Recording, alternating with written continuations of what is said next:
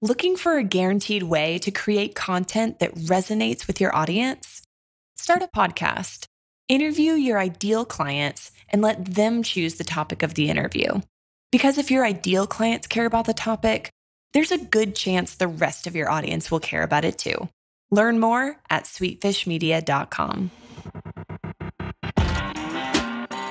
You're listening to B2B Growth, a daily podcast for B2B leaders. We've interviewed names you've probably heard before, like Gary Vaynerchuk and Simon Sinek, but you've probably never heard from the majority of our guests. That's because the bulk of our interviews aren't with professional speakers and authors. Most of our guests are in the trenches leading sales and marketing teams. They're implementing strategy. They're experimenting with tactics. They're building the fastest growing B2B companies in the world. My name is James Carberry. I'm the founder of Sweetfish Media, a podcast agency for B2B brands, and I'm also one of the co-hosts of this show. When we're not interviewing sales and marketing leaders, you'll hear stories from behind the scenes of our own business. We'll share the ups and downs of our journey as we attempt to take over the world. Just kidding. Well, maybe. Let's get into the show.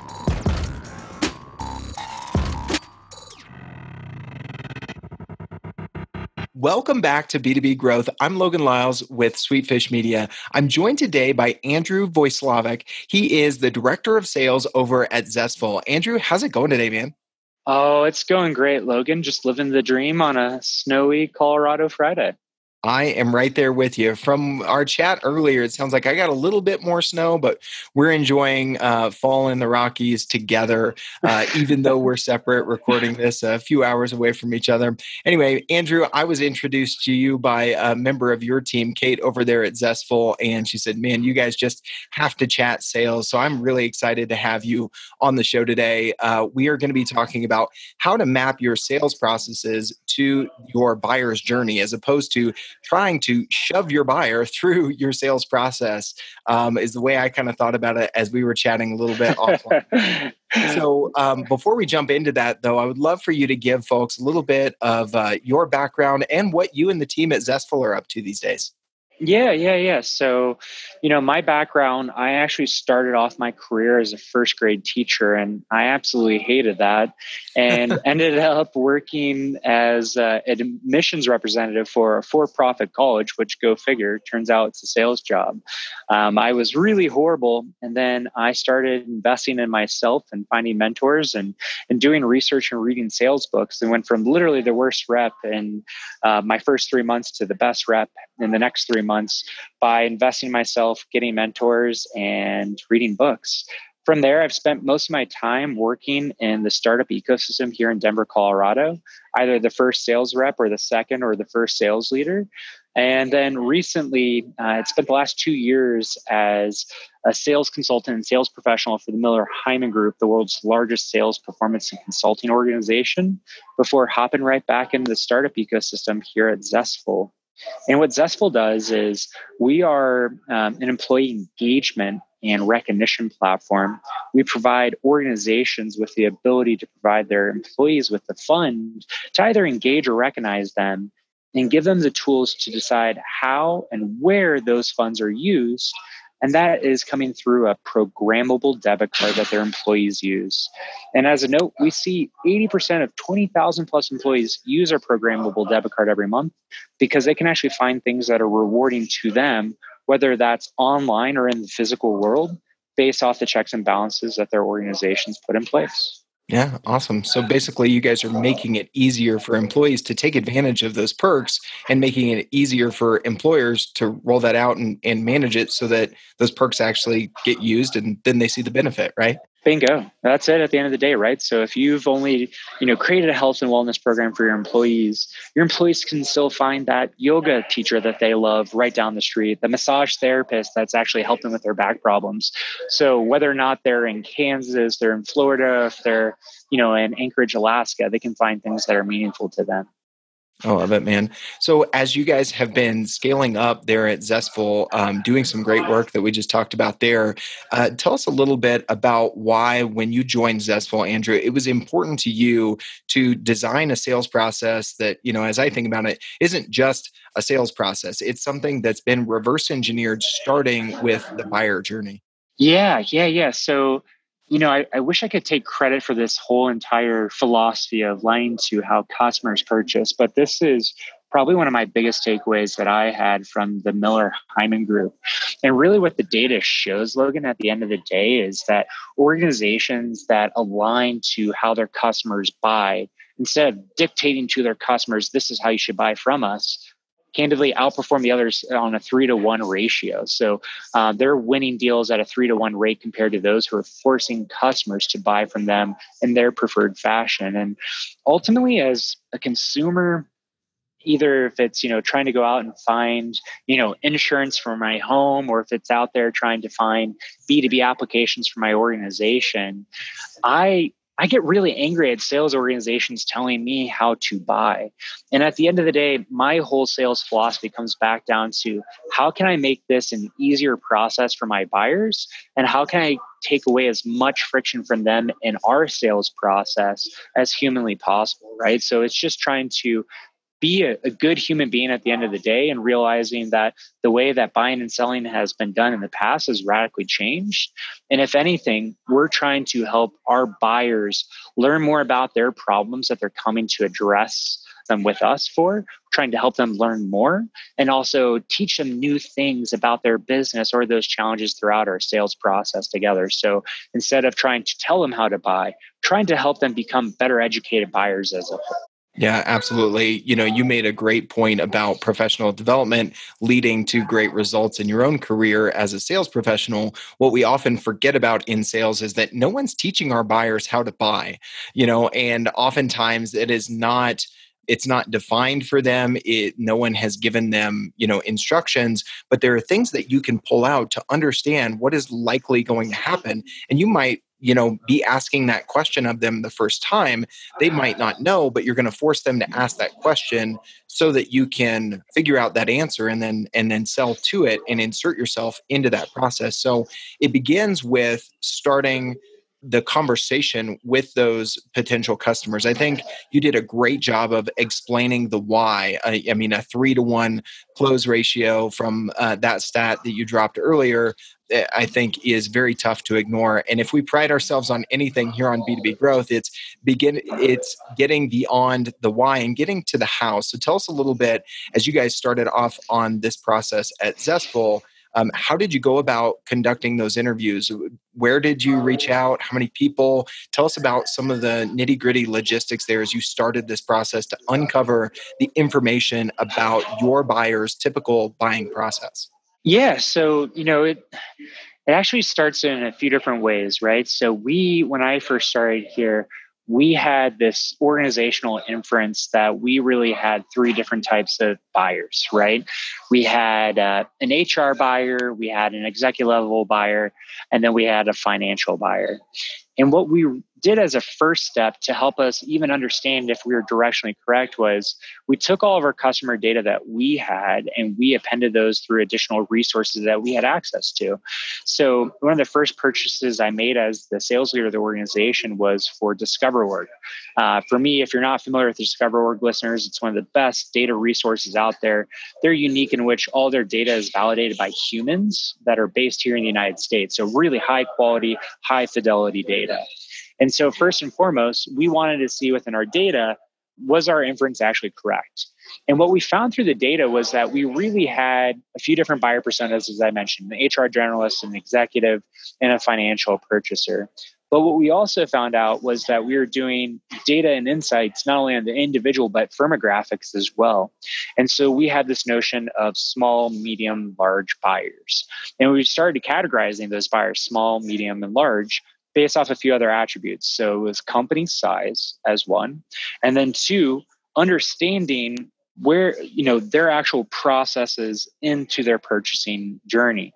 So depending upon those 3 job titles I provide you, Logan, right? So finance, HR, or executive, we started reaching out to our existing customers within those buckets of small, medium, large size customers, and also those personas or those titles within each of those organizations, finance, HR, and executive levels, to conduct interviews with those individuals. And really the goals of those interviews were really the same across the board. Tell me about how you first noticed you had a problem. How did that go off? Who in your organization actually raised their hand and said they had a problem? What did it look like after they raised their hand and said they had the problem? Who did they share that information with? I would say just kind of a blanket statement in sales. A lot of organizations feel like they have really extended sales cycles. And what they're really dealing with are buyers who are still just discovering more information about, do they actually have a problem or not? So the buyer actually hasn't started their purchasing process. They're still doing their research. Do I even have a problem to begin with? And so a lot of these organizations are saying they have, 6, 12-month sales cycles, but in actuality, their customers are spending, 4 or 5 months figuring out, do I have a problem or not, Logan? And so that was something that we really wanted to understand with our customers in all three of those buckets, regardless of role or regardless of company size.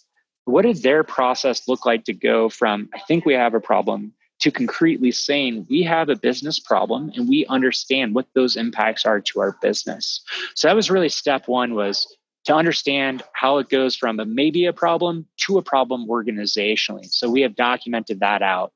So as an example, in our super small customers, we are speaking with the executives in those organizations. And super small customer to us is a company of under 50 employees or less, if that's fair for the listeners. And we primarily deal with executive buyers there. And what they had said is that for them, as an example, they realized they had a problem when they started seeing employees churn left and right. At a 50-person company, if you have 2 or 3 employees leaving on a monthly basis, you're having some real problems kick off. And so what happens when you start seeing 2 to 3 people start leaving the organization? And what we understood was that those executives, while they know it's a problem, they then therefore turn that over to their HR team to go ahead and further investigate. They'll start doing research within the employees, starting conducting employee interviews, starting to do specific exit interviews around some of those pain points. And ultimately, what we learned was that we see 50% of our small business buyers being executives who are so passionate about the problem, they maintain and hold on to it. And the other 50% are just so busy that they offload this problem and this whole exploration of, is it that big enough? Should we address it, to an HR generalist? And then from that point, we knew and we researched that if it's an executive, what are the actions they take from that point forward? That's a really easy problem to solve. An executive buyer can go ahead, they have authority, they can release funds. But for us, in a lot of our larger deals, when we're not selling to the decision maker initially, what we really wanted to know was, okay, your executive had said, hey, Logan, you need to go explore this problem. How do they start elevating this back to the executive? How do they start articulating the impact of this problem and the return on investment of addressing this problem? So that's really our largest part of focus in our buyer journey, is really understanding of when we're outside of the executive branch, how do we start looping back in, and how's information shared and correlated back to the executive tree? Hey everybody, Logan with Sweetfish here. You probably already know that we think you should start a podcast if you haven't already. But what if you have and you're asking these kinds of questions? How much has our podcast impacted revenue this year? How's our sales team actually leveraging the podcast content? If you can't answer these questions, you're actually not alone. This is why Casted created the very first content marketing platform made specifically for B2B podcasting. Now you can more easily search and share your audio content while getting greater visibility into the impact of your podcast. The marketing teams at Drift, Terminus, and here at Sweetfish have started using Casted to get more value out of our podcasts, and you probably can too. You can check out the product in action at casted.us/growth. That's casted.us/growth. All right, let's get back to the show.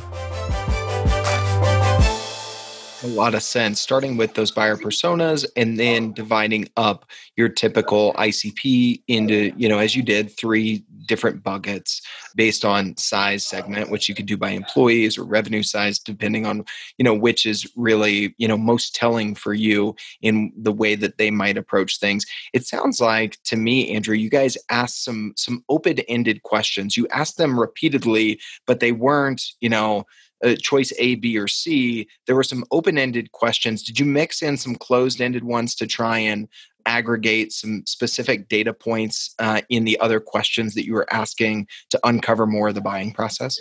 Yeah. So that's a great question, Logan. And you're absolutely right. I'm glad you picked up on that. So in our really early stage phase conversations, we exclusively went in with open-ended questions, right? We weren't necessarily trying to confirm or deny certain assumptions about their purchasing process at that time, right? We at least wanted to understand thematically are small, medium, large purchasers or these personas within those organizations, how might they go about this process?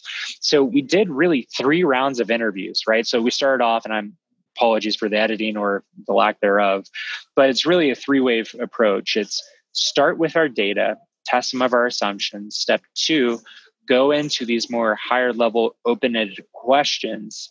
And then step 3 is try this out with close-ended questions, both with existing customers and with prospects, most importantly, right? So it's great that we know how current customers have purchased, but can we start taking these inferences and testing these and making these informed hypotheses by ultimately going ahead and validating these, right? So once we started having a typical journey for, let's take an example of a middle-sized organization, 200 to 500 employees, right? What we had been experiencing previously and what we had been able to gather through our interviews was this initiative starts in the C-suite. It gets kicked down to the HR professionals.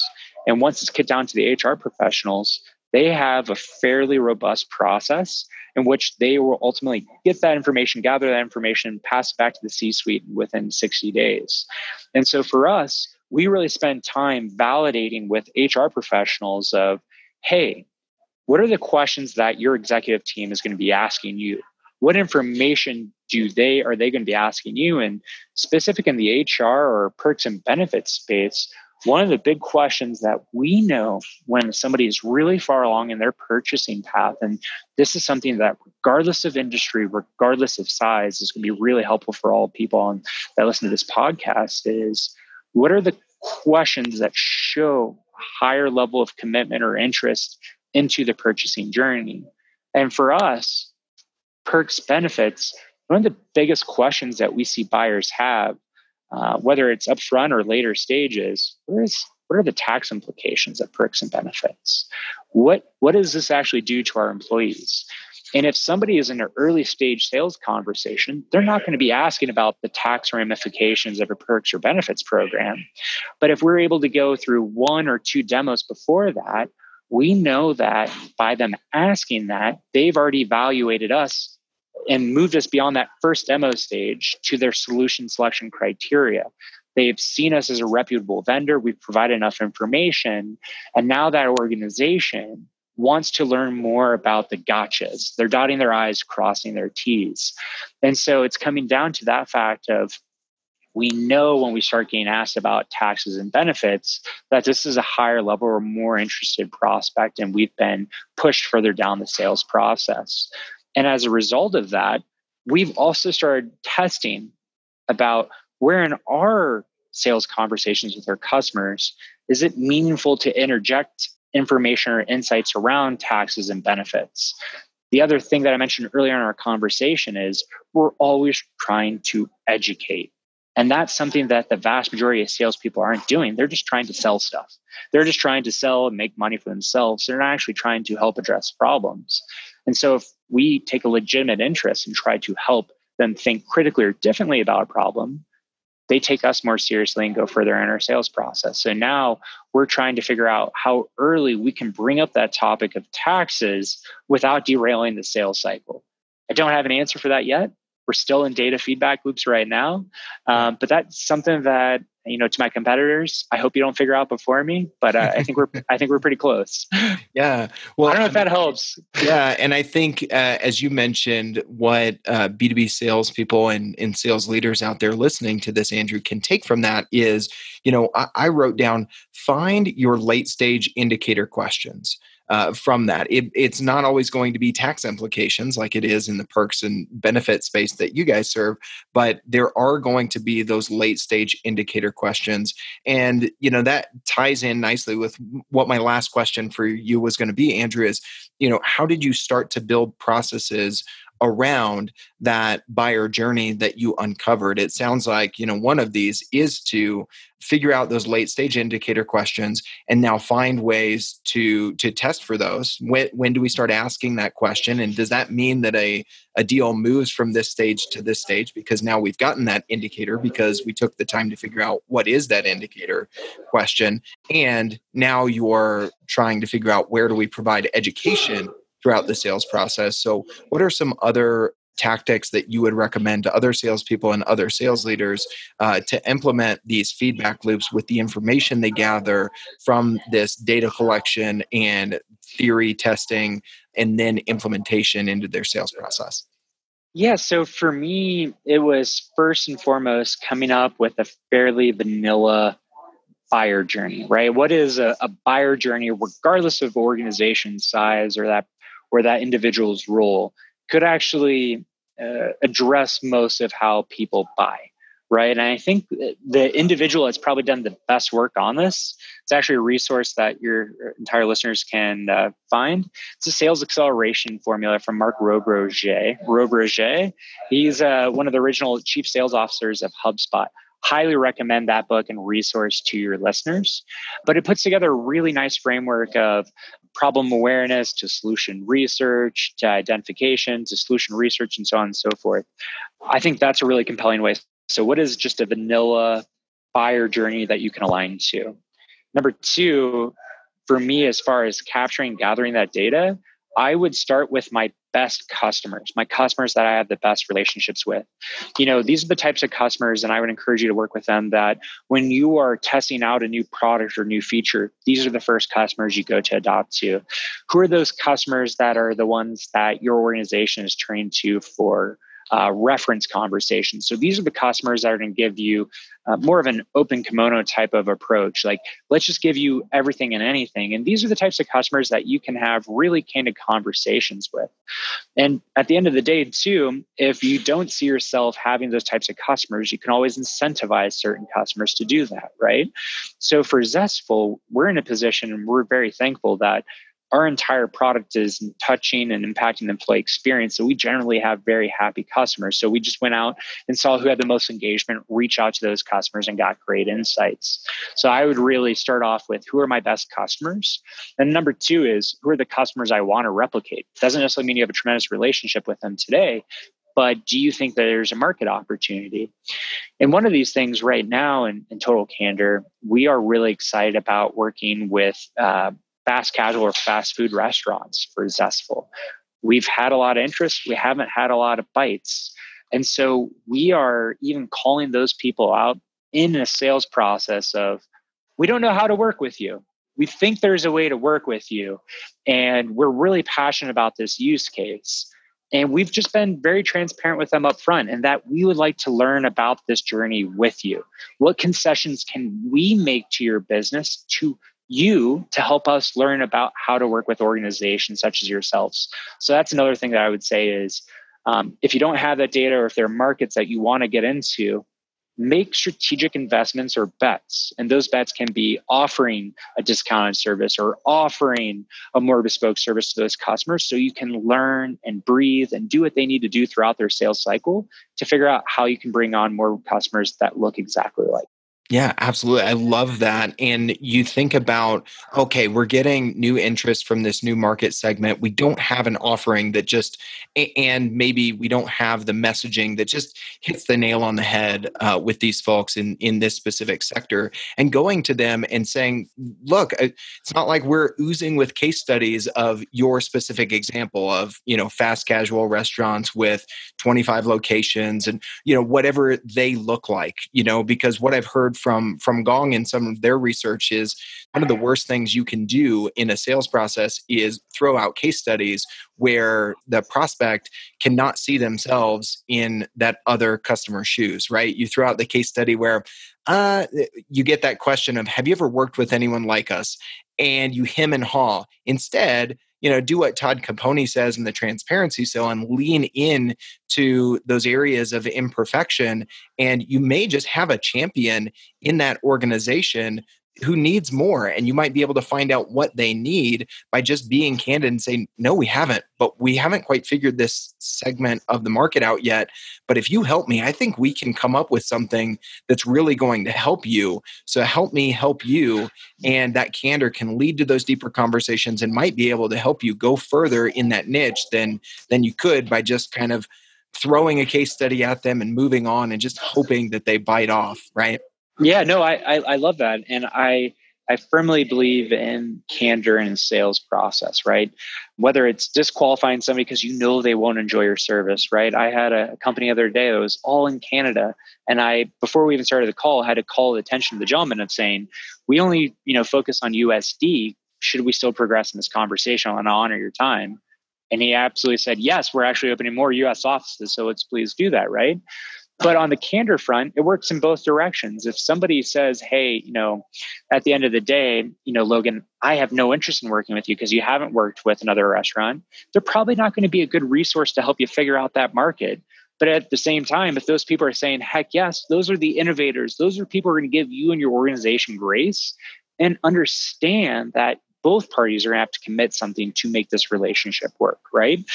I would say that overall, if a buyer is expecting a 100% frictionless process, they're not being set up for success with any organization or any product. Yep. And so those buyers who understand that at the end of the day, I'm not going to hide anything, I'm not going to pull any punches, I'm just going to treat you like a human and share what information I have. Those are the types of buyers that you want to partner in with, and the type of buyers that can actually help you learn how to sell more effectively. Yeah, absolutely. Andrew, I love it. As we were introduced, I was told we were going to have a great conversation, and we've done that, and we've shared some knowledge with listeners, and I'm probably going to be picking your brain even more as I build out our sales processes. And this idea of interviewing some of our, ideal fit customers has been something I've been thinking on. So if folks like me are excited to learn from you even more than this 20-minute conversation or so we've already had, Andrew, what's the best way for them to reach out or learn more about what you and the team at Zestful have going on these days, man? Sure. So anybody is always welcome to email me, andrew@zestful.com. I'm an open book. I apologize if it takes me more than 24 hours to get to it. I will respond to you. So please note that. Second of all, I am on Twitter at @Vojslavek, V as in Victor, OJ, SLA, V as in Victor, EK. You can find us at GetZestful or Zestful.com. The two things that I would just share as far as like top resources for me as a sales leader, actually three, I'm going to be a liar. And you already referenced one of them, Logan. If you haven't read the Sales Acceleration Formula from Mark Roberger, highly recommend it. I think it's a must read, one of the better written sales books on modern sales in the last 5 years. Yep. It's a top 5 must read for me for any sales professional or leader. Number 2, CSOinsights.com. CSOinsights.com is one of the largest, runs the largest ongoing sales excellence study globally. And they've been doing these studies on what does a world-class sales organization do compared to all others for the last 20 years. I feel that they have some of the best data, and they've been looking at some of the same issues and challenges for the longest period of time, and can actually take a historical view to show you true trends and analysis. The last one, I think Gong actually writes some of the best content out there, period. I'm glad you brought that up, Logan. I think they write some of the best things. And if you do software demos, I would highly call attention out to their Upside Down demo. I thought that was probably one of the better resources, not necessarily germane to our conversation today, but as far as best sales content written out there, I thought their Upside Down demo was one of the best written features I've read in 2019.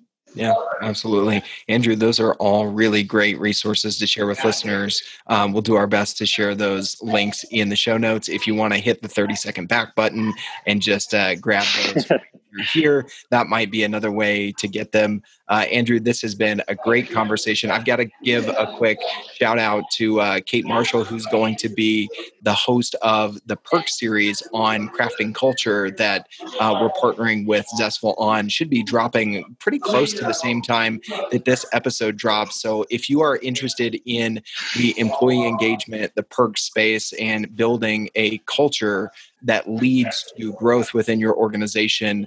Another area where, other than this conversation where we're jamming on sales and sales process, that we've been working with the folks at Zestful on, just search Crafting Culture in Apple Podcasts or wherever you do your listening. All right. Well, that does it. Andrew, thanks so much for a great conversation today, man. This was a ton of fun. Logan, my pleasure. Thanks so much. Be well. We totally get it. We publish a ton of content on this podcast, and it can be a lot to keep up with. That's why we've started the B2B Growth Big Three, a no-fluff email that boils down our 3 biggest takeaways from an entire week of episodes. Sign up today at sweetfishmedia.com/big3. That's sweetfishmedia.com/big3.